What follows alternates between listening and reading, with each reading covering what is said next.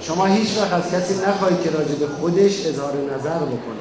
همین سال قبل که ما رفتیم عراق، به من گفتن یکی از فرماندهان همین نیروهای اشغالگر خیلی علاقه داره که با شما ملاقات کنه. بعد من گفتم بیاد، اشکال نداره. اومد و احترام گذاشت.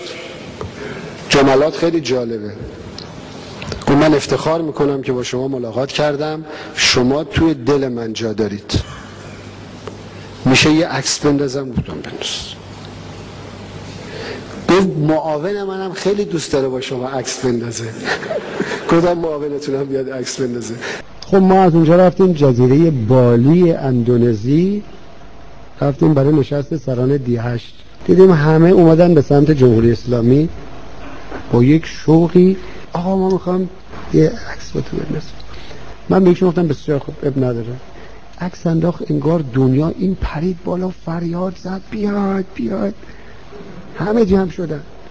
آقا به نظر شما چقدر میشه به حرفای کسی که از خودش تعریف میکنه اعتماد کرد؟ کسی که از خودش تعریف میکنه در واقع خودشون میخواد بیشتر از اون چیزی که هست نشون بده و عموما مردم متوجه این مسئله میشن و واکنش منفی نشون میدن. نیازی به این نیستش که فراتر از اون چیزی که هستن مطرح بکنن خودشونو. ما خبرنگاری رو داشتیم سال گذشته، اومد با تیمش از صبح ساعت 7 توی اون محل استقرار ما مون تا ساعت 12. تقریبا التماس میکرد، میگو آقا اصلا من از بین میرم، رسانه من از بین میره، من اصلا اخراج میشم از اونجا. اینا همه آدم مصاحبه کردن، ما موندیم.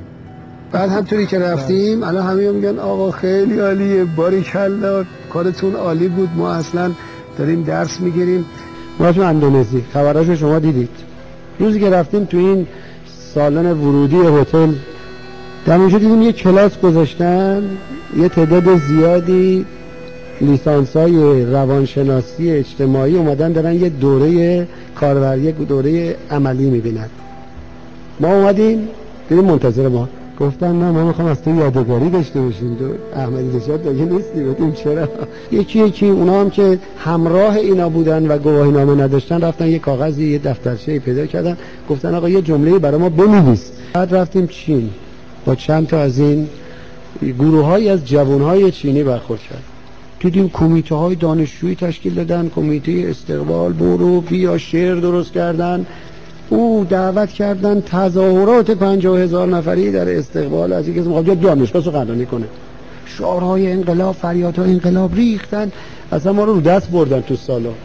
میگفتش که we love you، دوستتون داره، عاشق شمایی.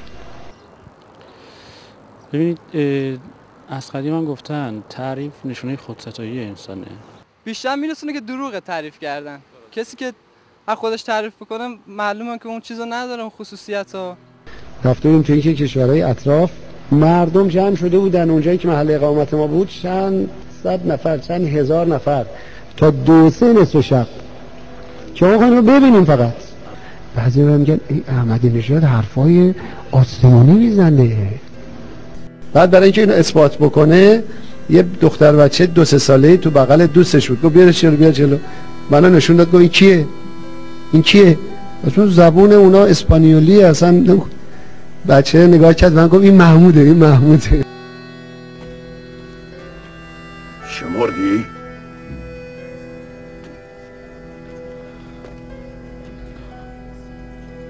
در 2 کلمه‌اش 2 من داشت. او اعتماد ندارم محمد. چند تا رئیس جمهور سراغ دارید که قبلا شهردار بودن؟ هستن در دنیا، اتفاقا رئیس جمهورهای موفق شهردارای موفقن. بالاخره ماها که ریاضیات خوندیم و دانشگاه و این مراتب بالاخره این سطوح رو طی کردیم، یک نظام فکری داریم. با کنترل 2-3 نقطه میتونیم بفهمیم این درسته یا غلطه، تصمیم میگیریم میره. ببینید ما توی دانشگاه یه دونه اصل بقای جرم انرژی رو که انیشتین گفته بود همه دیگه میدونن، میگفتیم ادعا ضرب در معلومات مساوی با یه چیز ثابت. بالاخره من یادم دانشگاهیم و اجرایی هم هستم.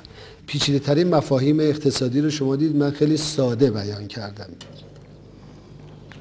کجای دنیا رو جابجا کردی که اینقدر از خودت خاطر جمعی؟ کدوم صحراها رو آباد کردی که اینقدر سر خودت سرگرونی، خیلیت خیلیه. شروع کردم بسم الله اللهم گفتی من در اینجوری احاطه کرد رفتی توی حسن، توی حسن تا آخر خودم این احساس کردم. بنده خودم آدم دانشگاهیه. بالاخره اگر ما بگیم نخبگان، احمدی نژاد هم یکی از این نخبگان به حساب. یا دیگه من دانشگاهی هستم دیگه، ریاضیات هم خوندم، بالاخره مهندسی خوندم، میفهمیدم هم چی کار میکنم در زندگی. بالاخره اگر ما بگیم نخبگان، احمدی نژاد هم یکی از این نخبگان به حساب. یا دیگه من دانشگاهی هستم دیگه، ریاضیات هم خوندم، بالاخره مهندسی خوندم،